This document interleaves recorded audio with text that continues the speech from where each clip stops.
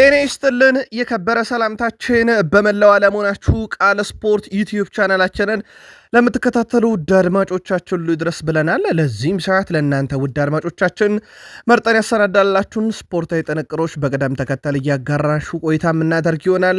እስከ ፕሮግራማችን ፍጻሜ ቆዩ። ላይክ፣ ሰብስክራይብ፣ ሼር አድርጉን። በሀሳብ መስጫ ሳጥናችን ላይ በጨዋታዎች ዙሪያ ቅድመ ግምታችሁን ስለምደግፏቸው ክለቦች አሊያም በፕሮግራማችን ይዘት ላይ መልከታዎቻችሁን ዛሬም እንደ ሁልጊዜው ልታጋሩን ትችላላችሁ። እኛ በመረጃ ሰዓታችን ሀገር ቤት ነክ ጉዳዮችን ስናነሳ መንግስት የት ገባ ብሎ ሊጠይቀው የሚገባ ጉዳይ አለ እያሉ ነው። ለመሆኑ ከኢትዮጵያዊ ሰው ለመንግስት የተነሳው ጥያቄ በጣም አነጋጋሪ ነው። በሀገር ቤት የመረጃ ሰዓት እናነሳዋለን። ከዛ ውጪ በአፍሪካ የመረጃ ሰዓታችን የሩብ ፍጻሜ ጨዋታዎች እየተካሄዱ ነው። ዛሬም ቀጥለው ይካሄዳሉ። በርካታ ነጥቦችን በአፍሪካ ዋንጫ ዙሪያ ይዘናል። አብራችሁን ቆዩ። በአውሮፓም ዙሪያ ታላላቆቹን የአውሮፓ ክለቦች የተመለከተ ዕለታዊና ወቅታዊ ጥንቅሮቻችን ዛሬም እንደተጠበቁ ናቸው። ውድ ቤተሰቦቻችን በሪያል ማድሪድ ቤት ሰፊ የቡድን ዜና እናነሳለን። ተጫዋቹ የከነከነው ይመስላል እና ስለ ክለቡ የሚለው ነገር አለን። በርካታ መረጃዎችን በባርሴሎና በኩል ለእናንተ ውድ አድማጮቻችን ይዘናል። ከዙር ጋር አያይዘን እናነሳለን። በሪያል ማድሪድ የመረጃ ሰዓታችን ለእናንተ ውድ አድማጮቻችን ሰፋ ያለ ቡድን ዜናና አልለቀኩም አለው ያለውም ተጫዋች ይዘናል። በሌላኛው የማድሪድም ክለብ ተጨማሪ መረጃ ይዘናል። በጣሊያን በጀርመን እየተደረጉ ያሉና ዛሬ የሚደረጉ ጨዋታዎችና እንደዚሁም በመካከለኛው ምስራቅ ላይ የነበሩ ሁነቶችን በትላንትናው ዕለት የነበሩትን አጠቃላይ እናነሳለን። በተወዳጁም የእንግሊዝ ፕሪሚየር ሊግ ዕለታዊ መረጃዎቻችን ዛሬም እንደተጠበቁ ናቸው። የቡድን ዜና እናነሳለን። በተለይም ከዝውውር ጋር አያይዘን ሰፊ መረጃዎችን ይዘናል። ከአስቶን ቪላ ከቶትናም ጋር በተያያዘም የዝውውር መረጃዎችን ይዘናል። ዛሬም እነኚህ ሁለት ክለቦች እርስ በርሳቸው በኤፍኤ ካፕ ፍልሚያ እንዳለባቸው ይታወቃል። በታላላቆቹ የፕሪሚየር ሊግ ክለቦች ውስጥ ሌላኛው የምናነሳው የጋርዲዮላውን ቡድን ማንቸስተር ሲቲ ነው። ምርጡን የአጥቂ ስብስብ ለማስፈረም ከ244.7 ሚሊዮን ፓውንድ በላይ ወጪ ያላደረገም ቡድናቸው አሁን አንቶኒዮ ሴሜኔ ዛሬ ጨዋታ ላይ ይገኛል ተብሎ እየተጠበቀም ይገኛል።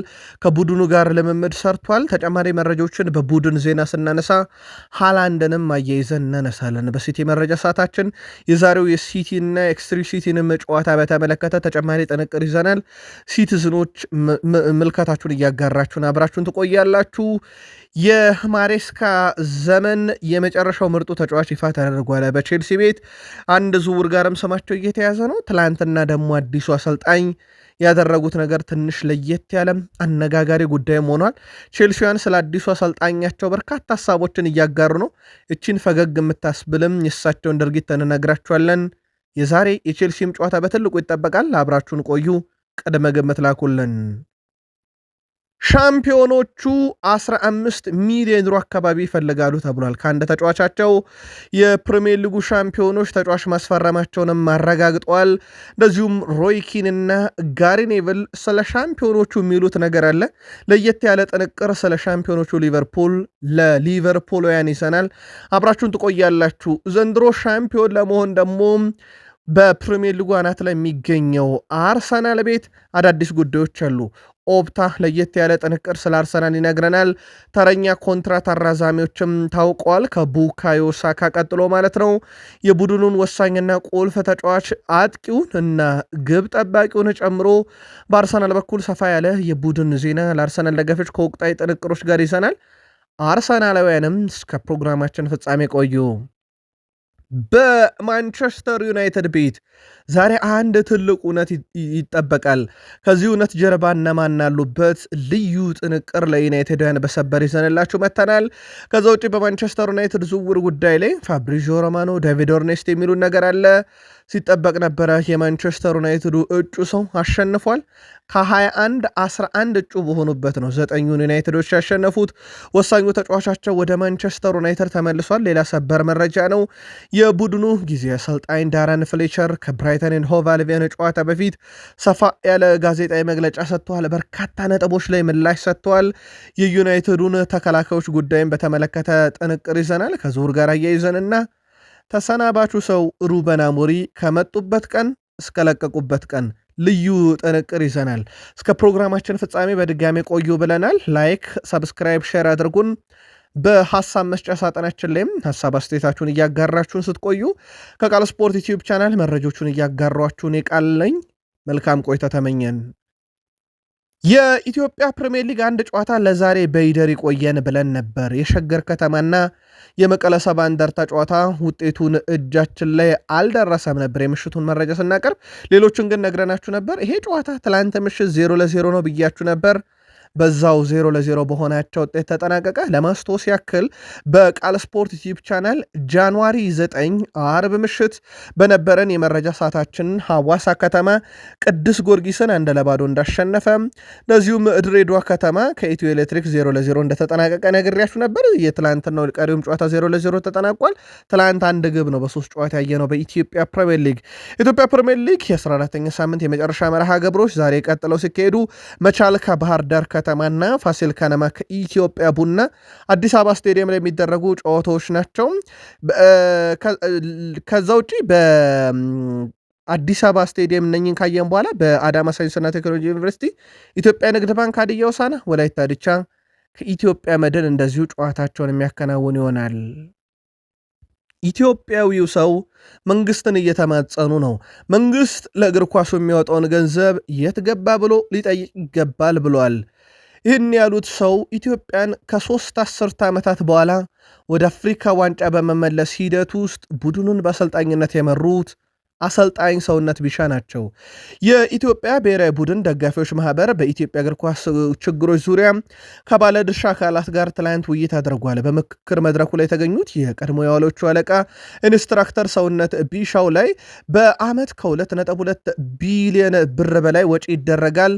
መንግስት እንደ መንግስት ይህ የሚወጣው ገንዘብ ለታለመለት ዓላማው መዋሉን ማረጋገጥ መቻል አለበት ብለዋል። አንጋፋው አሰልጣኝ ሰውነት ቢሻው የኢትዮጵያ እግር ኳስ ችግር ብዙ እንደሆነ ጠቁመው በእግር ኳሱ ላይ ጥቅሞች እንዲሁም ደግሞ ለእግር ኳሱ ምን ጥቅም አስገኘ የሚለውን ማወቅና ክለቦች እርስ በርሳቸው የሚጓተቱትን ነገር መቅረፍ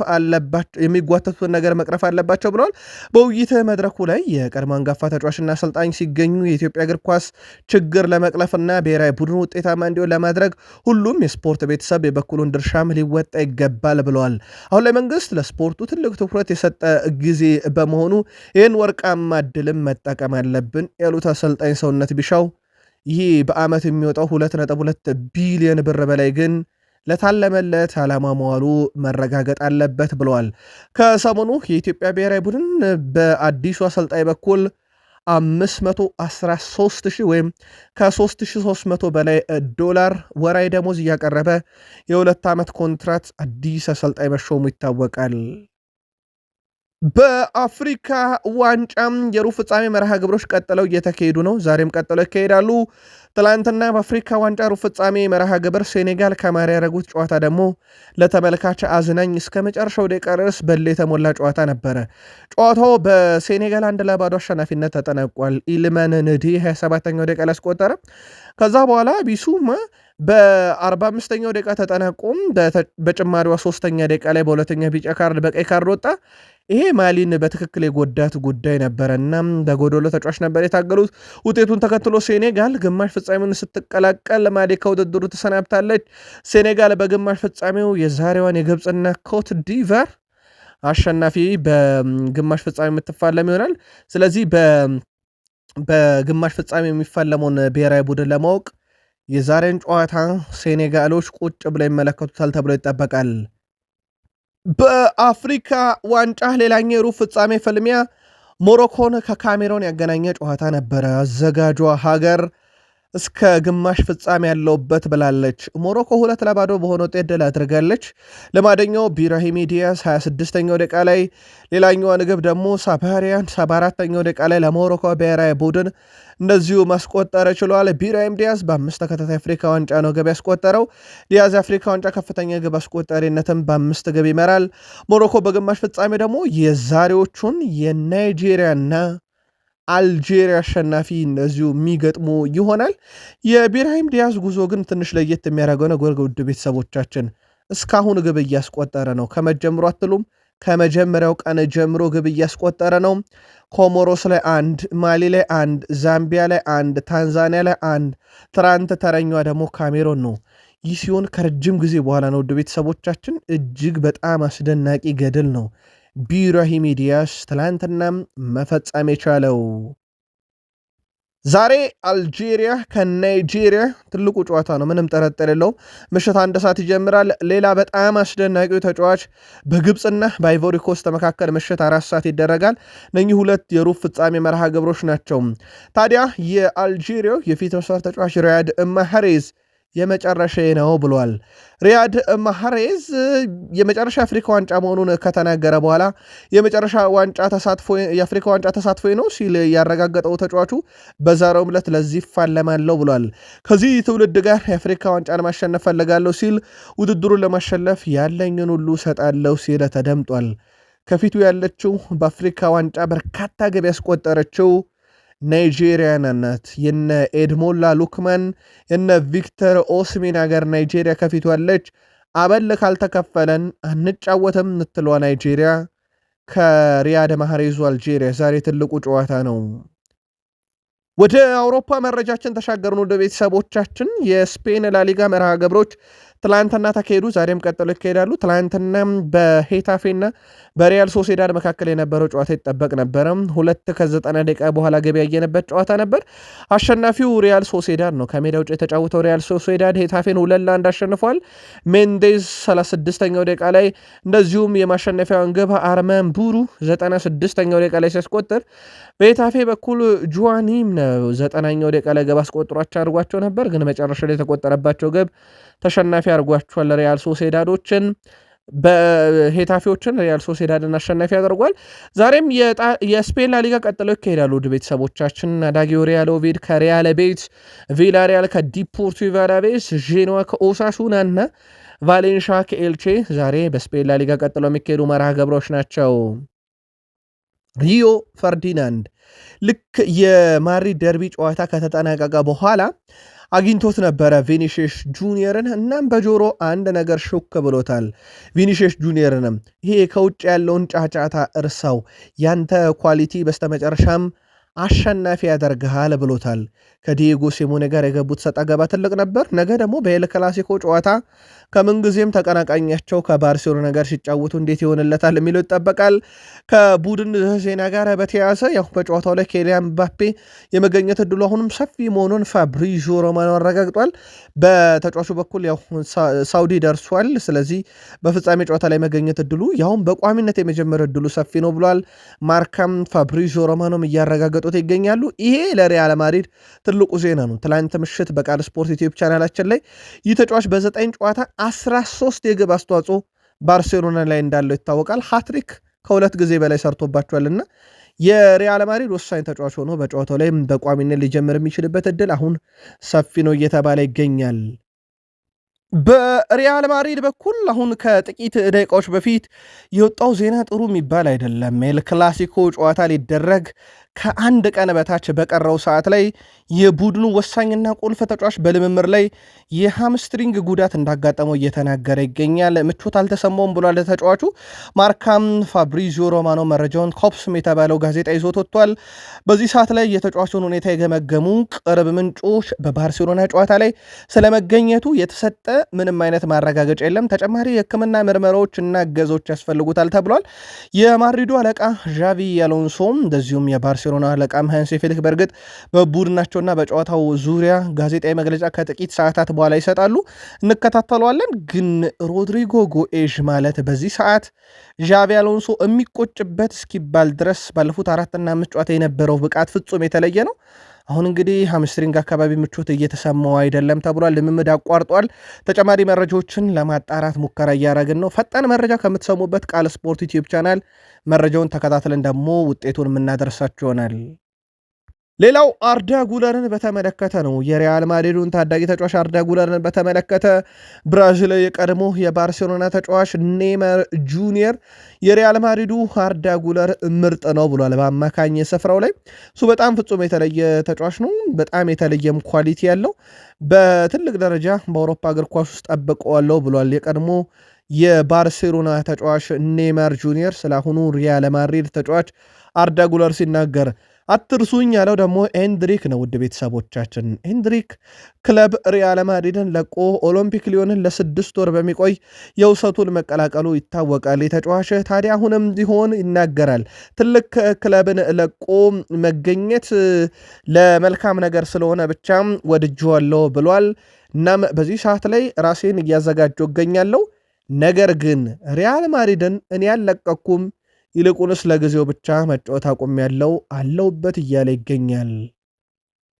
ከባርሴሎና ጋር በተያዘ ከሰሞኑ በርካቶች አጣሩልን ስትሉት የነበረ አንድ ጉዳይ ነበረ ከማርከስ ራሽፈርድ ጋር በተያዘ ምክንያቱም ዩናይትድ እሱን ያሰናበተውን አሰልጣኝ ስላሰናበተው ወደ ዩናይትድ ይመለሳሉ የሚል ጥያቄ በስፋት ሲነሳ ነበር። ባርሴሎናዎች በስተመጨረሻም ጉዳዩን ለወኪሉ ይፋ አድርገዋል። ባርሴሎናዎች ለማርከስ ራሽፈርድ ወኪል ተጫዋቹን እንግዲህ ማቆየት እንደሚፈልጉ ያረጋግጧል። እስከ 2026 ድረስ ክረምት ድረስ ማለት ነው፣ እስከ ጁን ድረስ እንደሚያቆዩት አረጋግጧል። ክለቡ በተጫዋቹ ደስተኛ መሆናቸውን ካረጋገጡ በኋላ እሱን ማቆየት ላይ ትኩረት አድርጓል። ድርድሮች በቀጣይ ወር ጀምሮ ይደረጋሉ። ባርሴሎና 30 ሚሊዮን ዩሮ የመግዛት አማራጭ እንዳለው ይታወቃል። በተጫዋቹ በኩል እንግዲህ ፍላጎት አሁንም በባርሴሎና ህይወትን መቀጠል ነው። እናም በባርሴሎና ቤት በወቅታዊ ብቃቱም ደስተኛ ናቸው ተብሏል። ስለዚህ በባርሴሎና በኩል እሱን ከጁን 2026 ጀምሮ ባለም ጊዜ ከቡድኑ ጋር የማቆየት እቅድ ስላላቸው በቀጣይ ድርድሩ ይካሄዳል። ባርሴሎና የማቆየት ቅድሚያ ሰጥቶታል ማለት ነው። እዛው ስፔንን ቆይና ዩሊያን አልቫሬዝን እናንሳ። ምናልባት ከአትሌቲኮ ማድሪድ ጋር የመጨረሻ ዓመቱ ሊሆን እንደሚችል ምንም ጥርጥር የለውም። አሁንም ያለ ዋንጫ ጉዞ ቀጥሏል። ምክንያቱም ከሰሞኑ በሪያል ማድሪድ በተሸነፈው አትሌቲኮ ማድሪድ ቡድን ምክንያት ከውድድሩ እንደተሰናበቱና በሱፐር ካፑ ከዋንጫ ውጭ እንደሆኑ ይታወቃል። በስፔን ሱፐር ካፕ ዩሊያን አልቫሬስ 2018 አውሮፓን እግር ኳስ ከተቀላቀለ ጊዜ ጀምሮ እስከ 2024 አንድም ጊዜ ዋንጫ ዘሎት አያውቅም ነበረም። አሁን ግን ተጫዋቹ ከ2024 አትሌቲኮ ማድሪድን ከተቀላቀለ ጊዜ ጀምሮ አንድም ዋንጫ ማሳካት አልቻለም ባለፉት 2 ዓመታት ውስጥ። አሁንም በስፔን ሱፐር ካፕ እንግዲህ ዋንጫው አምልጦታል። ቀጣይ የኮፓ ዴላሬና የስፔን ላሊጋ የአውሮፓ ሻምፒዮንስ ሊግ ዋንጫዎች ይጠብቁታል። በእርግጥ ግን የመሆን እድሉም በጣም ዝቅተኛ ይመስላልና ከክለብ የሚለቅበት የመጨረሻ ዓመቱ ላይ ያለ ይመስላል።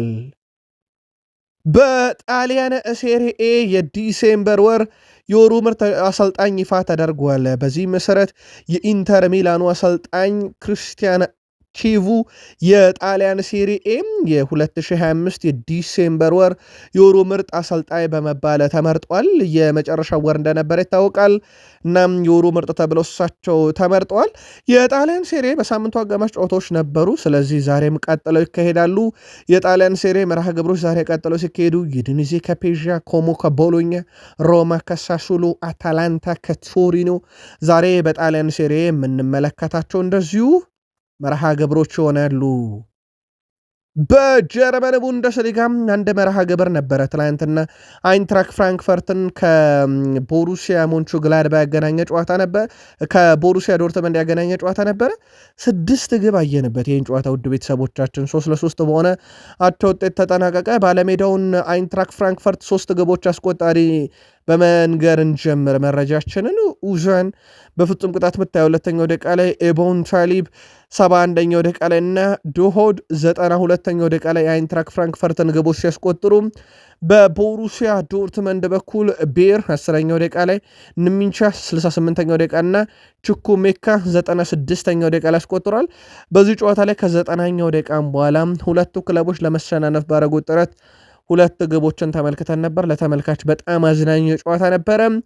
የጀርመን ቡንደስሊጋ ዛሬም ይቀጥላል። ሃይደንሄም ከኮሎኝ፣ ዩኒየን በርሊን ከሜዝ፣ ፍራይቡርግ ከሃምቡርግ እና እንደዚሁም ባየርን ሌቨርኩሰን ከስቱትጋርት ይጫወታሉ። ትላንትና ለእናንተ ውድ አድማጮቻችን በቃል ስፖርት ዩቲዩብ ቻናል የሴንት ፓውሊና የአረቤ ሌቪዥንግ ጨዋታም በአየር ሁኔታ ምክንያት ተሰርዟል። ሌላም ጨዋታ ሊኖር ይችላል ብያችሁ ነበር። ይህም ጨዋታ የወርደር ብሬመን እና የሆፈንሄም ጨዋታ በአየር ሁኔታው ምክንያት ተሰርዟል።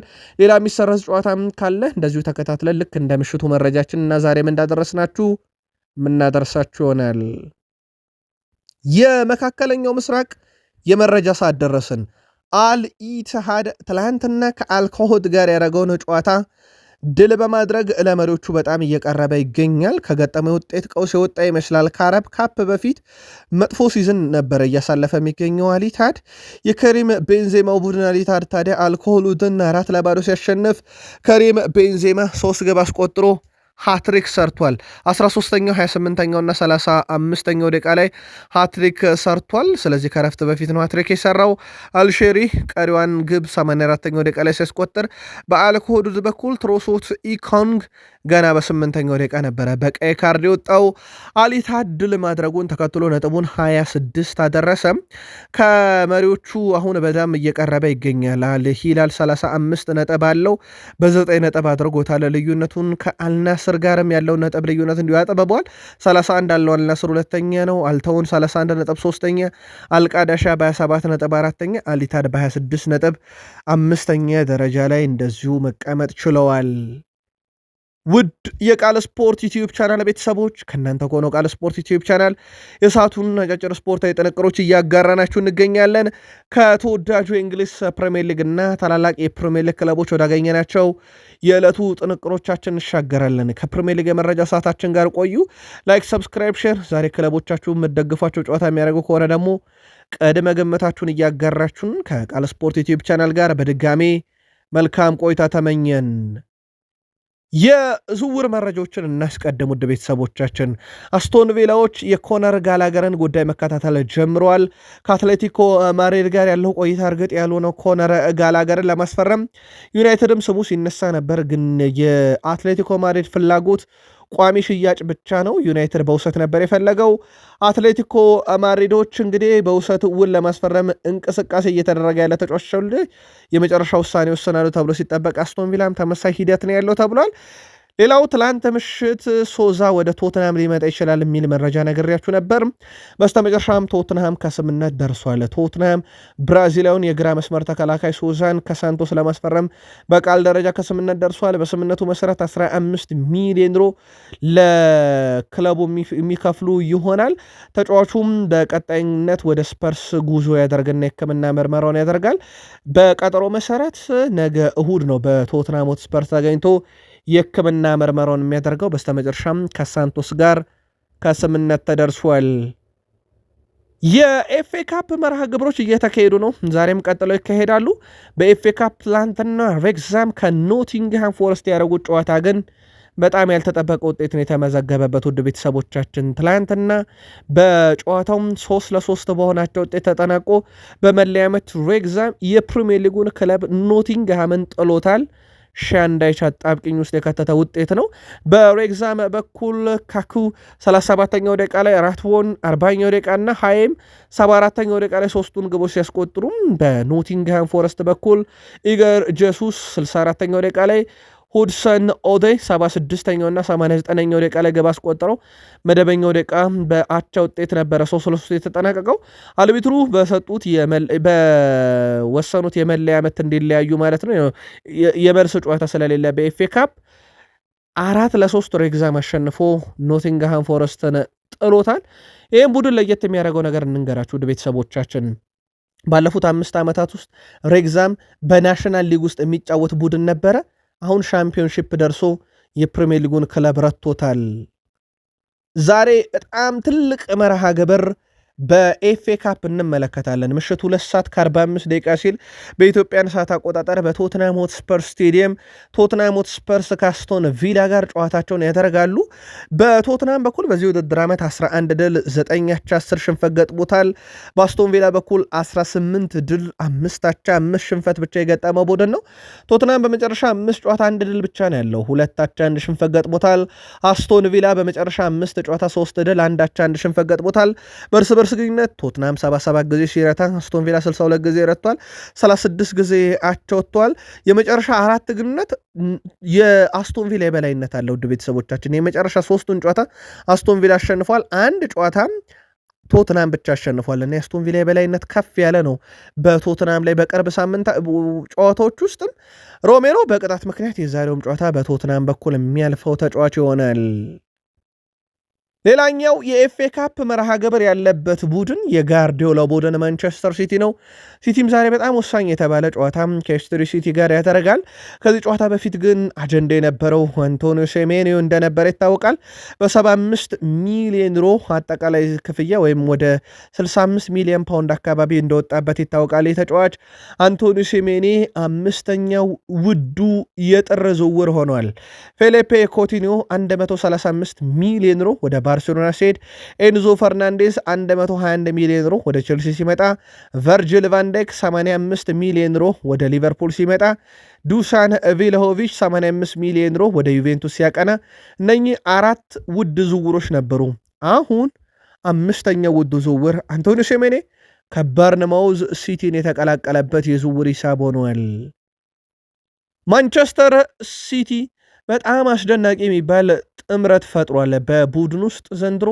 በተለይም ከክረምት ጀምሮ ያስፈረማቸውን ተጫዋቾች እነ ጃሊጂ ዳናሮማን ጨምሮ እነ ሪያን ሼርኬ፣ ሴሜኒዮ፣ ታይጃኒ ራይንደርስ፣ ሪያናይት ኑሪን ጨምሮ አጠቃላይ ከክረምት ጀምሮ 244.5 ሚሊዮን ፓውንድ ብቻ ነው ወጪ ያደረገው። በጣም ዝቅተኛ ነው። ውድ ቤተሰቦቻችን ካስፈረማቸው የተጫዋቾች ጥራት አይነት ካየ ነው ደግሞ በጣም ዝቅተኛ ገንዘብ ነው ሲቲ ያወጣው።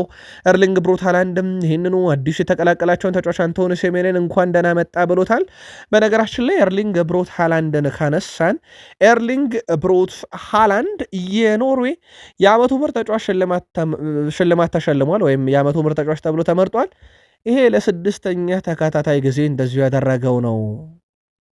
ዛሬ በኤፍኤ ካፕ በጣም ወሳኝ የተባለ ጨዋታ የሚጠብቀዋል። ማንቸስተር ሲቲ ኤክስትሪ ሲቲን ዛሬ በኤፍኤ ካፕ በኢታድ ስቴዲየም ያስተናግዳል። ምሽት 12 ሰዓት ሲል በኢትዮጵያን ሰዓት አቆጣጠር። ሲቲ በዚህ ውድድር ዓመት ከ30 ጨዋታ 20 ድል 5 አቻ 5 ሽንፈት ገጥሞታል። ኤክስትሪ ሲቲ አጠቃላይ በዚህ ውድድር ዓመት 13 ድል 3 አቻና 15 ሽንፈት ገጥሞታል። በማንቸስተር ሲቲ በኩል በመጨረሻ 5 ጨዋታ የመጨረሻ 3ቱ ባቻ ውጤት የተጠናቀቁ፣ ቀሪ 2ቱ አቻ በድል ነው። በኤክስትሪ ሲቲ በኩል በመጨረሻዎቹ 5 ጨዋታ 3 ድል 1 አቻ 1 ሽንፈት ገጥሞታል። ለመጀመሪያ ጊዜ በነጥብ ጨዋታ ሁለቱ ክለቦች ፍልሚያቸውን የሚያደርጉ ይሆናል። በዛሬው ጨዋታ ላይ አንድ ነገር ይጠበቃል። አንቶኒዮ ሴሜኒዮ አሰልጣኝ ጆሴፍ ፔፕ ጋርዲዮላ በሰጡት ጋዜጣዊ መግለጫ ላይም ከተጫዋቹ ጋር በተያያዘ ውድ ቤተሰቦቻችን በዝርዝር ውስጥ መኖሩን ግን በቋሚነት ይሰለፍ አይሰለፍ የሚለውን አልወሰንም ማለታቸው ይታወቃል። ጨዋታው ምሽት 12 ሰዓት ሲል በኢትዮጵያን ሰዓት አቆጣጠር ይጀምራል። ሲቲዝኖች ቅድመ ግምታችሁን ላኩልን። ቼልሲ ቤት ደረሱን። ውድ ቤተሰቦቻችን የክለቦች ዓለም ዋንጫ ሻምፒዮኖቹ ቼልሲዎች የፈረንጆች የ2025 የዲሴምበር የመጨረሻ ወር የወሩን ምርጥ ተጫዋቻቸውን ይፋ አድርገዋል። በማሬስካ ስር የተጫወቱት ወር ነበረ። የዚህ ወር ምርጣቸው ታዲያም የቼልሲ የቀኝ ተመላላሽ፣ በማሬስካ ስር ደግሞ በ6 ቁጥር ቦታ ላይ የተከላካይ አማካይ ሆነው አልፎ አልፎ ያጫወቱት ሪስ ጄምስ የዲሴምበር ወይም የታህሳስ ወር የቼልሲ የወሩ ምርጥ ተጫዋች ተብሎ ተመርጧል። ምናልባት ይገባዋል ወይ? ቼልሲዋን ልታጋሩን ትችላላችሁ። ግን በጣም አስደናቂ የውድድር ዓመትን 2025ን ያሳልፈዋል። ጉዳት ከገጠመው ከ1 ዓመት በላይ ተሻግሮ አሁን ወደ 2ኛ ዓመቱ እየመጣ ይገኛል። በተለይ ማሬስካ የያዙበት መንገድ በጣም አስደናቂ ነበር። እሱን በእርግጥ አሁን የመጡት አዲሱ አሰልጣኝ ሊያም ሮዜኒየርም ጉዳት ላይ ያሉ ተጫዋቾችን ለመጠቀም የሕክምና ቡድን አባላት ጋር ሙሉ ፍቃድ ያስፈልጋል እንጂ በግል መወሰን አትችሉም መባላቸው ይታወቃል። ከቼልሲ ጋር በተያያዘ አንዳንድ የዝውውር ጭምጭምታዎችን እየሰማን ነው። ቼልሲ በዝርዝራቸው ውስጥ በርካታ አማራጮችን ለቀጣይ ክረምትም እየያዙ ነው። አንደኛው ኢገር ቲያጎን ጉዳይ እየተመለከቱት ነው ተብሏል። በርካታ አማራጮችን ይዘዋል። በእርግጥ ቼልሲ በቅርብ ዓመታት ውስጥ አጥቂ ላይ እየተሳካለት አይደለም። ኒኮላስ ጃክሰንን አመጡ፣ ማርክ ጉዌን አመጡ፣ ሊያም ዴላፕን አመጡ። ዘንድሮ እንደ ዦዋ ፔድሮንም ያለው ተጫዋች አምጥተዋል። የረኩ አይመስልም የቼልሲ ባለቤቶች በ9 ቁጥር ጉዳይ ላይ ግን አሁን ደግሞ ሌላ አጥቂ እንደ ኢገር ቲያጎንም ያለ በዝርዝራቸው ውስጥ ይዟል። ቼልሲ ቤት ባለቤቶቹ እንደ አብርሃሞቪች ዘመን አይደሉም። የአብርሃሞቪች ዘመን አሰልጣኝ ላይ ነው ብዙ ትዕግስት የሌለው። የአሁኖቹ ባለቤት ደግሞ ተጫዋች ዝውውር ላይም ትዕግስት የላቸውም። በየዓመቱ ይገዛሉ፣ በየዓመቱ ይሸጣሉ። አዲሱ አሰልጣኝን ግን በተመለከተ አንድ ለየት ያለ ነገር ልንገራችሁ ውድ ቤተሰቦቻችን። አዲሱ የቼልሲ አሰልጣኝ ሊያም ሮዜኒየር ትላንትና በጋዜጣዊ መግለጫ ላይም በርካታ ማስጠንቀቂያዎችን ለተጋጣሚ ቡድን ሰጥተው ነበር። እኔ የምገነባው ቡድን ስታንፎርድ ብሪጅ መታችሁ ስትገጥሙት የምትፈሩት ይሆናል ባሉበት ጋዜጣዊ መግለጫቸው በፊት ያደረጉት ነገር በጣም አነጋጋሪ ሆኗል። በጋዜጣዊ መግለጫ ሲሰጥ ጋዜጠኞች ቁጭ ይላሉ፣ እሳቸው ከፊት ቁጭ ብለው እየተጠየቁ ይመልሳሉ። እሳቸው ግን ወደ ጋዜጣዊ መግለጫ ክፍሉ ሲገቡ የነበሩ ጋዜጠኞችን እያንዳንዳቸውን ዞሮ ጨብጠዋቸዋል። በጣም አነጋጋሪ ጉዳይ ነበር። ከቻርልተን አትሌቲክ ጋር ዛሬ ጨዋታ ያደርጋል ቼልሲ ምሽት 5 ሰዓት በኢትዮጵያን ሰዓት አቆጣጠር ዛሬ የሚደረገ መርሃ ግብር ነው። በቻርልተን አትሌቲክ በኩል በዚህ ዓመት 8 ድል 8 አቻ 11 ሽንፈት፣ በቼልሲ በኩል 14 ድል 8 አቻ 8 ሽንፈት ገጥሟቸዋል። ቻርልተን አትሌቲክ በኩል የመጨረሻ 5 ጨዋታ 1 ድል ነው ያላቸው፣ 2 ተሸንፈው 2 አቻ ወጥተዋል። በቼልሲ በኩል በመጨረሻ 5 ጨዋታ ድል የሚባል ነገር የለም፣ 3 አቻ 2 ሽንፈት አለ። በሁለቱ ክለቦች የእርስ በርስ ግንኙነት እስካሁን ቼልሲ በመጨረሻ 4 ጨዋታ ድል አልሰጠም። በእርግጥ የቆዩ ጨዋታዎች ናቸው። 2 አሸነፉ 2 አቻ ወጥተዋል። ቼልሲ 29 ጊዜ ሲያሸንፍ ቻርልተን አትሌቲክ 22 ጊዜ ቼልሲን ረቷል፣ 17 ጊዜ አቻ ወጥተዋል። ዛሬ ምሽት 5 ሰዓት የሚደረገውን ይህን ጨዋታ ማን በበላይነት ይወጣል? ቀድመ ግምት ላኩልን። ሻምፒዮኖቹ ከፍሬድሪኮ ኬዛ ዝውውር ቋሚ እንጂ የውሰቱን እንደማይፈልጉ ከአጠቃላይ ዝውውሩ ደግሞ ከ15 ሚሊዮን ፓውንድ ወይም ዩሮ በላይ ከ15 ሚሊዮን ዩሮ በላይ እንደሚፈልጉ ተረጋግጧል። ቋሚ ውል ብቻ ይጠብቃሉ። ዩቬንቱስ ነው አሁን ይሄን ተጫዋች በዋነኝነት ለማስፈረም ፍላጎት አለው የሚሉ መረጃዎች በስፋት ሲወጡ የነበረው። ዩቬንቱስ ደግሞ ይሄን ገንዘብ በጥር ለማውጣት ምንም አይነት ፈቃደኝነት አላሳዩም ተብሏል። በእርግጥ ሊቨርፑል በውሰት በጥር ይሄን ተጫዋች እንደማይለቀውም ያረጋግጧል።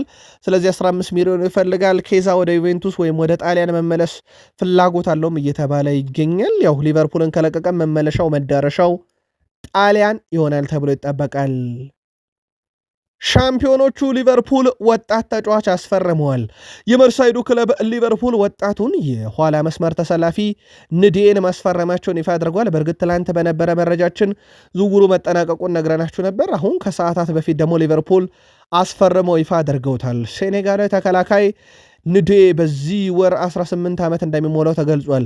ተጫዋቹ በቀጣይ የሊቨርፑልን ከ1 ዓመት በታች ቡድን በመቀላቀል ከቡድኑ ጋር ጉዞን ይጀምራል። ወጣቱ ተከላካይ ከወራት በፊት ከ17 ዓመት በታች የዓለም ዋንጫ ውድድር ላይ ሀገሩን ወክሎ በጣም ድንቅ የሚባል ጊዜን ያሳልፎ ነበረ። ንዴ ወጣቱ የዓለም ዋንጫ ላይ ጥሩ ብቃት ያሳየ፣ በባህሪም ደረጃ ካየነው በጫና ውስጥ ሆኖ ኳስን ተረጋግቶ መጫወት የሚችል፣ በዛ ላይ ደግሞ በ17 ዓመቱ ያለው ኳስ የማቀበል ጥራት፣ ኳሶችን የማሸነፍ ጥራቱ በዛ ላይ ረጅም ነው። አጭር ኳሶችንም ሲጫወት ግን በጣም አስደናቂ ነው። የመሬት ላይ ኳሶችን ረጅም ቢሆንም በአንዳንድ ግንኙነትም የማሸነፍ ንጻሬው ከፍ ያለ ነው። እንዳልኳቸው የአየር ላይ ኳስ፣ የመሬት ላይ አጫጭር ኳሶችን በጣም ጎበዝ፣ በጣም አስደናቂ ወጣት ተከላካይ ነው ሊቨርፑል የግሉ ያደረገው። ከሻምፒዮኖቹ ጋር በተያያዘ ሮይኪን ሀሳቡን አጋርተዋል። ሊቨርፑል አንዳንድ ትንሽ ነገሮች ብቻ ጎደሉት እንጂ የአርሰናሉን ጨዋታ ማሸነፍ የሚችል በጣም ጠንካራ ቡድን ሆኖ አይቼዋለሁ ብሏል። ታዲያ ምን ጎደለው ለሚለው ጋሪ ኔቭል ምላሽ አለው። በጨዋታው እንደ ኢሳክ ኢኬቴኬና ሳላ የመሳሰሉ ተጫዋቾችን የናፈቀ ቡድን ብሎታል ሊቨርፑል። ምንም ጥርጥር የለውም። በተለይ ኢኬቴኬ አሁን ላይ የቡድኑ ቁልፍ ተጫዋች ሆኗል። ሳላ እንዲህ በጣም ልምድ ያለው ተጫዋች ነው። ትልልቅ ጨዋታ ላይ በአፍሪካ ዋንጫ ሀገሩን ወክሎ እየተጫወተ ነው። የኢሳክ ጉዳይ እንኳን ረዘም ላለ ጊዜ በቀዶ ጥገናው ምክንያት ጉዳት ላይ እንዳለ ይታወቃል። የሊቨርፑል ቡድን የናፈቃቸው ኤኬቴኬ ኢሳክና ሳላ ነው ብሏል ጋሪ ኔቭል። የቃል ስፖርት ዩቲዩብ ቻናል የሻምፒዮኖቹ ሊቨርፑል ደጋፊዎች ማናፈቃችሁ ጻፉልን። አርሰናልን በተመለከተ ውድ ቤተሰቦቻችን በፕሪሚየር ሊጉ ዘንድሮ በጣም አስደናቂ ጉዞ ላይ ናቸው ያሉት። በፕሪሚየር ሊጉ የተሸነፉበት ጨዋታ ቁጥር በራሱ በአውሮፓ ሻምፒዮንስ ሊግ የሻምፒዮንስ ሊጉ መሪነታቸው ተደምሮበት እንደ አጠቃላይ ኦፕታ በወቅታዊ ደረጃ ሰንጠረዥ አርሰናል ቀዳሚ ቡድን ነው ብሏል። የማይክል አርቴታው ቡድን በኦፕታ አንደኛ ደረጃ ላይ ተቀምጧል። በወቅታዊ ብቃት ባየር ሙኒክ ሁለተኛ፣ ማንቸስተር ሲቲ ሶስተኛ፣ ፓሪሰን ጀርሜን አራተኛ፣ ባርሴሎና አምስተኛ፣ አስቶን ቪላ ስድስተኛ፣ ሊቨርፑል ሰባተኛ፣ ኢንተር ሚላን ስምንተኛ፣ ሪያል ማድሪድ ዘጠነኛ እና ቼልሲ 10ኛ ደረጃ ላይ እንደዚሁ መቀመጥ ችሏል። አርሰናል ግን በጣም አስደናቂ የሚባል ጊዜን እያሳለፈ ነው። ምናልባት አርሰናል ልክ እንደ ሊቨርፑል አሁን ሻምፒዮኖቹ ተብለው እንደሚጠሩት ሁሉ ቀጣይም ዓመት እንዲህ ሊጠሩ የሚችሉበት አይነት ሀዲድ ላይ ይገኛሉ። ከሃዲዱ ድንገት ካልፎረሹ በስተቀር። በቃል ስፖርት ዩቲዩብ ቻናል ጃንዋሪ 9 በፈረንጆች 2026 ማለት ነው አርብ ምሽት ሰበር መረጃ ነግረናችሁ ነበር። የዛ ሰበር መረጃ ቀጣዩ ክፍል ላይ ነን። አርሰናል በቅርቡ የዴክላን ራይስ እና ከሃቨርዝን ኮንትራት ለማራዘም ድርድር ለመጀመር እቅድ ይዟል። አንድሪያ ቤርታም የዝውውር መስኮቱ በተከፈተ ቁጥር ተጫዋች ለአርሰናል ያመጣሉ፣ ነባሮችን ኮንትራት ያራዝማሉ። ሌላኛው ሰው ደግሞ በዩሊያን ቲምበር በኩል ነው። በዩሊያን ቲምበር በኩል በቀጣይ ድርድሮች ይደረጋሉ፣ ከስምምነት ይደረሳል ተብሎ ይታሰባል። ስለዚህ አርሰናል ዴክላን ራይስ ከሃቨርዝ እና የዩሊያን ቲምበርን ኮንትራት በቀጣይ ለማራዘም ይሰራል። የነ ሳሊባን የነ ማጋሌሽን ኮንትራት አስቀድሞ ያገኘው አርሰናል አሁን ደግሞ ይነኝን ይጠብቃል። አንድሪያ ቤርታ በዚህ ረገድ አርሰናልን እየገነቡም ውስጥ ያሉትንም ተጫዋቾች ኮከባቸውን እየጠበቁ ያሉበት መንገድ በብዙዎች እንዲደነቁ አድርጓቸዋል። ቡካዮ ሳካን ጉዳይ ነው በቃል ስፖርት ዩቲዩብ ቻናል ጃንዋሪ 9 2026 አርብ ምሽት በነበረን መረጃ የቡካዮ ሳካን ጉዳይ በሰበር ነገር ናቸው። ኮንትራት ለማራዘም ተስማምቷል ብያቸዋለሁ። የቃል ስፖርት ዩቲዩብ ቻናል የትላንት ዜና ነው። ቡካዮ ሳካ ከአርሰናል ጋር በሚኖረው ኮንትራት የማራዘም ሂደት ላይ 300,000 ፓውንድ በሳምንት ይከፈለዋል፣ ከዛም በላይ ሊሆን ይችላል እያሉ ነው የመረጃ ምንጮች። ማይክል አርቴታ አርሰናልን ማሰልጠን ከጀመረበት የመጀመሪያ ጨዋታ አንስቶ በአርሰናል ቡድን ውስጥ ከሱ በላይ ግብ ዕድሎችን የፈጠረ ከሱ በላይ ግብ ሙከራ ያደረገ የለም። 382 የግብ ዕድል ለአርሰናል ፈጥሯል። 304 የግብ ሙከራዎችን አድርጓል። ይሄ በማይክል አርቴታ ስር ትልቁ ቁጥራቸው ነው። ከአርሰናል ጋር እስከ 2030 ድረስ የሚቆይ ኮንትራት ለመፈራረም ከስምምነት የደረሰው ቡካዮ ሳካ 382 በላይ የግብ ዕድል የፈጠረ ከ304 በላይ የግብ ሙከራን ያደረገ 165ቱ ኢላማውን የጠበቁ 7 ትልቅ የግብ ዕድል የፈጠረ 57 ግብና 47 አሲስት ያለው በ204 የፕሪሚየር ሊግ ጨዋታ 104 የግብ ተሳትፎ ያለው አስደናቂ ተጫዋቻቸውን ነው ኮንትራት ለማራዘም ከስምምነት የደረሱት። በክረምት በብዙ ውዝግብ በብዙ ጫጫታ ከስፖርቲንግ ሊዝበን እስከ ግል ቤተሰቡ ቪክተር ዮኬሬሽ በጣም አስቸጋሪው ዝውውር ነበረ። ጨረታውም ከፍ ያለ ነበረ። ይህ ተጫዋች አርሰናልን ከተቀላቀለ ጊዜ በኋላ ጅማሮ ጥሩ ነበር፣ ግን በኋላ ላይ ከጉዳት ከመጣ በኋላ ግን ነገሮች የከበዱት ይመስላል።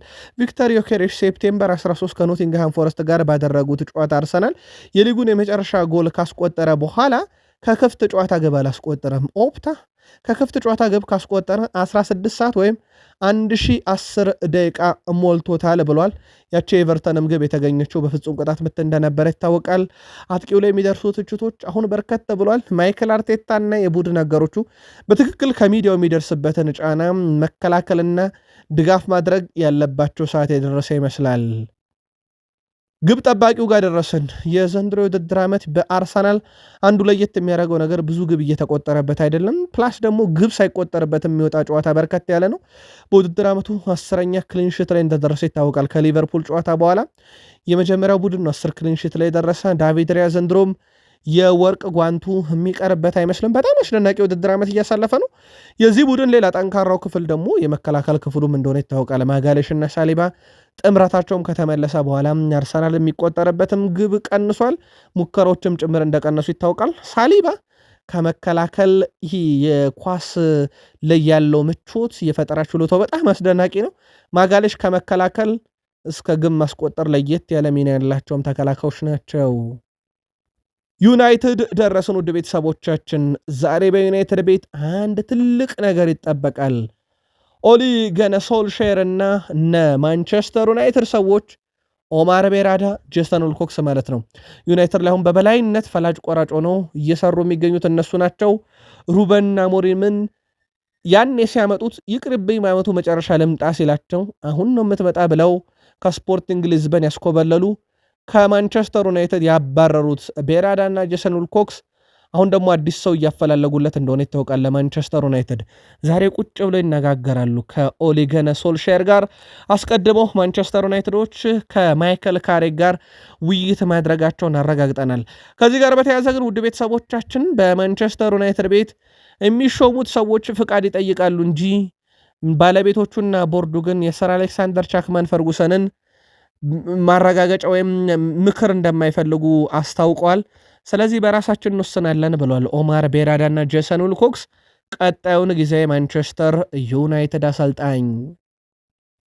ከዝውውር ጋር በተያያዘ የማንቸስተር ዩናይትድ የመረጃ ሰዓታችን ላይ ትላንትና በጃንዋሪ 9 2026 አርብ ምሽት በሰራንላችሁ መረጃ ላይ የኤሊዮት አንደርሰንን ድርድር በተመለከተ ነግረናችሁ ነበረ።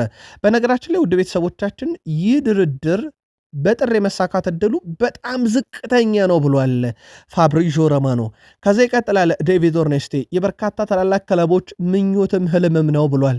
ይህንን ተጫዋች ኤሊዮት አንደርሰንን በተመለከተ ኖቲንግሃም ፎረስቶች ግን ይህን ተጫዋች በዚህ ሰዓት መሸጥ ላይ ምንም አይነት ጉጉት የላቸውም። ነገር ግን ክረምት ላይ የተለየ ነገር ጠብቁ ብሏል።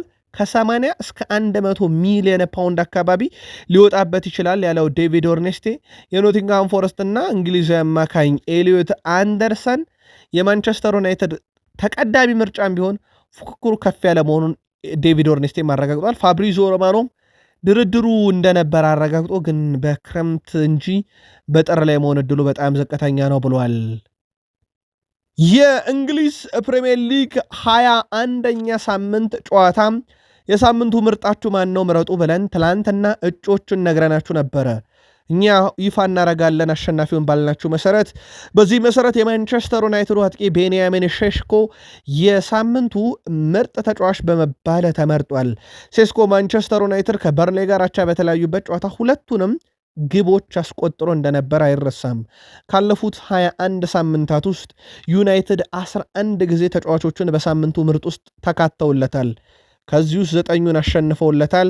በጣም አስደናቂ የሚባል ጉዞ ነው። ይህ ደግሞ ያ ማለት ለዩናይትድ በሳምንቱ ምርጥ ተብሎች ውስጥ የሚገቡ ተጫዋቾች ቡድኑን በሆነ መንገድ ቀይረውታል ወይም በጨዋታው ላይ በጣም ቁልፍ እንደነበረው ማሳያ ነው። በዚህ ሳምንት ደግሞ ተረኛው ቤንያሚን ሼሽኮ ነበረ።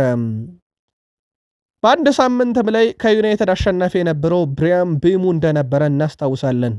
ማንቸስተር ዩናይትድ ደጋፊዎች የአፍሪካን ዋንጫ በትኩረት ከሚከታተሉ ክለቦች ውስጥ አንደኛ ናቸው። ምክንያቱም በርካታ ቁልፍ ተጫዋቾችን ለአፍሪካ ዋንጫ ያበረከተ ቡድን ነው ማንቸስተር ዩናይትድ። ትላንትና ካሜሮን ባዘጋጁ ሀገር ሞሮኮ መሸነፏን ተከትሎ ዩናይትድ አንድ ተጫዋቹን አግኝቷል፣ ብሪያን ቤሙን። ምናልባት ካሜሮን ብታሸንፍ ደግሞ ኑስር ማዝራዊን ያገኝ ነበረ። ግን ትላንትና ካሜሮን ስለሆነች ብሪያን ቤሞን አግኝቶታል።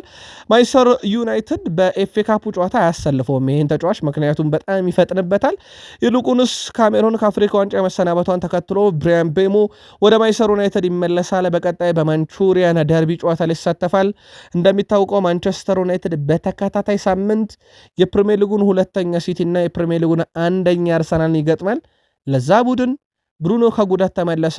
አሁን ደግሞ ብሪያን ቤሞ ከአፍሪካ ዋንጫም ወደ ዩናይትድ የተመለሰ ተጫዋች ሆኗል። ዳረን ፍሌቸር የማንቸስተር ዩናይትዱ ጊዜያዊ አለቃ በማንቸስተር ዩናይትድ እና በብራይተን ጨዋታ ዙሪያ ሀሳባቸውን አጋርተዋል። ከዚህ ጋር በተያያዘ ያነሷቸውን የተወሰኑ ነጥቦች እናንሳ። ዳረን ፍሌቸር ስለ ማንቸስተር ዩናይትድ የቡድን ዜና ከበርንሌ የተለየ ቡድን አይኖረንም ብለዋል። በበርንሌ ጨዋታ ላይ የነበረውን ቡድን ነው የምናገኘው፣ ስለዚህ በብራይተን ጨዋታ እሱን እንጠቀማለን ብለዋል። ሌላ ያነሱት ጉዳይ ኤፍኤ ካፕን ነው፣ በጣም አስፈላጊ ውድድር ነው። በማንቸስተር ዩናይትድ ደግሞ ዋንጫውን ስላሸነፍኩኝ አውቀዋለሁ። በቅርብ ዓመታት ውስጥ ጥሩ ስኬት አግኝተናል። እንደ ተጫዋች ያሸነፍኩት የመጀመሪያ ዋንጫም ነው። ለማሸነፍ መሞከር አለብን ሲሉ ተደምጧል። ዳረን ፍሌቸር ከዩናይትድ አመራሮች ጋርም ስላላቸው ግንኙነት ተጠይቀው ነበረ። ዳረን ፍሌቸር ከራክሊፍ ጋር አልተነጋገርንም፣ የማወራው ከኦማር ቤራዳ እና ከጄሰን ዊልኮክስ ጋር ነው። የአሰራር ሂደቱ የሚሄደውም በዚህ አይነት መንገድ ነው። ስለ እኔ ወደፊት ቆይታ የታሰበም ሆነ የተደረገ ንግግር የለም። እኔ ቡድኑን እመራለሁ፣ እየመራውም ነው። ስለዚህ ሁለቱ ሰዎች ኦማር ቤራዳ እና ጄሰን ዊልኮክስ ቆይታ ይወሰናል ብለዋል። ኦማር ቤራዳ እና ጄሰን ዊልኮክስ በጊዜው አሰልጣኝ ደስተኛ ናቸው ተብሏል። በአሁኑ ጉዳይ ላይ እንዳልኳችሁ ዩናይትድ ማለት አሁን ኦማር ቤራዳ እና ጄሰን ዊልኮክስ ይሁን እንዳሉት የሚሆን ቡድን እንደሆነ ይታወቃል። ማቲያስ ዴሊክት አሁንም ወደ ቡድን ልምምድ አልተመለሰም። ማቲያስ ዴሊክት ረጅም ጊዜ ሆኖታል በጉዳት ምክንያት የጀርባ ህመም ነው በተደጋጋሚ እያገረሸበት። ይህ ጉዳቱ አሁንም ከዩናይትድ ቡድን ስብስብ ከራቀ ሰንበት ሰንበትበት ብሏል። ዳረን ፍሌቸር ስለ ሃሪ ማጓየርም ሲጠየቅ ለተወሰነ ጊዜ ከሜዳ በጉዳት ርቆ ነበር። ተጫዋቹ ከጉዳት ሲመለሱ የሚሰጣቸው የጨዋታ ጊዜ የተወሰነና ጥንቃቄ የሚደረግበት ነው ብሏል። ስለዚህ ሃሪ ማጓየርም በጣም በጥንቃቄ እንጠቀመዋለን ሲሉ ተደምጠዋል። ዳረን ፍሌቸር ስለ ኮቢ ሜኖም ተጠይቆ ነበረ። ኮቢ ሜኖ በጥሩ ሁኔታ ላይ ያለ ይመስለኛል። ብዙም የሚናገር አይነት ተጫዋች አይደለም፣ ወይም ዝምተኛ የሚባል ተጫዋች ነው ብለዋል። እሱ እንደዛ ነው፣ ተፈጥሮ ነው። እኔ ደግሞ በደንብ አውቀዋለሁ። በክለቡ ቅጥር ግቢ ውስጥ አይቼዋለሁ፣ አውርቼው አውቃለሁ። በጥሩ ሁኔታ ላይ ነው ያለው። በክለቡ አካባቢ ደስተኛና ምቹ ነው። ልምምድን በደንብ ሰርቷል። ስለዚህ ከቡድናችን ጋር ነው፣ በሱ ደስተኛ ነኝ ብለዋል። ተሰናባቹ ሩበን አሞሪም ቋሚ አድርገው አልተጠቀሙትም ነበር። ዳረን ፍሌቸርም የመጀመሪያ ጨዋታ በቋሚነት እንዳላስጀመሩት የሚዘነጋ አይደለም። ምናልባት በብራይተን ጨዋታ ይጠበቃል። የቡድኑ ሁለተኛ አምበል ሊሃንድሮ ማርቲኔዝም ባለፈው ሳምንት ከበርሌ ጋር በነበረው ጨዋታ 100ኛ ጨዋታውን ነው ለማንቸስተር ዩናይትድ ያደረገው። በብራይተኑም ጨዋታ ሌላ በዩናይትድ በኩል የሚጠበቀው ተጫዋች ይሆናል ማለት ነው። ከዩናይትድ ጋር በተያያዘ ምናልባት በቡድን ዜና እንደምናነሳው የኮይለርን ጉዳይ በተመለከተ በርካታ ክለቦች በውሰት እስከ ዓመቱ መጨረሻ እንውሰደው ብለው ዩናይትድን ጥያቄ እያቀረቡ ነው። ጉዳዩን በቀጣይ መረጃ ሰዓታችን በስፋት እንመለስበታለን። ኦማር ቤራዳና ጄሰን ዊልኮክስ ማንቸስተር ዩናይትድ ቤት ኤሪክ ቴን ሃግን ካሰናበቱ በኋላ ሩበን አሞሪምን ከስፖርቲንግ ሊዝበን ወደ ክለቡ ለማምጣት ከስምምነት ከደረሱ በኋላ አንድ ነገር ግን በሩበን አሞሪም ይጠየቃሉ። ይሄም አመቱ ውድድሩ ይለቅና በአመቱ መጨረሻ ዩናይትድ ልቀላቀል ይላቸዋል። ያ ማለት በ2025-26 የውድድር ዓመት በዚህ ዓመት ልቀላቀል ነበር ያላቸው። ኦማር ቤራዳ እና ጄሰን ኮክስ ግን የለም ልክ ኤሪክ ቴን ሃግ በለቀቀ ትቀላቀላለህ ያሉት። መጥቶ ቡድኑን የያዘ እንዳለውም ማዕበሉ ዩናይትድንም እሱንም መጥቶ በስተመጨረሻ እሱን ከዩናይትድ ለይቶታል። ሩበን አሞሪም ግን ማንቸስተር ዩናይትድን ከመራበት የመጀመሪያ ቀን ጨዋታ እስከተሰናበተበት የመጨረሻ ቀን ጨዋታ ዩናይትድ 58 ነጥብ ነው የሰበሰበው። ያ ማለት ሩበን አሞሪም ማንቸስተር ዩናይትድን ካሰለጠነበት የመጀመሪያ ቀን ጀምሮ ዩናይትድ በሰበሰበው ነጥብ የፕሪሚየር ሊግ 14ኛው ክለብ ነው። የሚበልጠው ከቶትናም ከዌስትሃም እና ከወልቭስ ነው። ከዛ ውጪ 14ኛ ነው በኖቲንግሃም፣ በፉላም፣ በርንማውዝ፣ ብራይተን፣ ብሬንትፎርድ፣ ፓላስ የመሳሰሉ የፕሪሚየር ሊግ ደረጃ መዳቢ የሚባሉ ቡድኖች ሁሉ በታች ነው ሩበን አሞሪም ቡድኑ ነጥብ እንዲሰበሰብ ያደረጉት።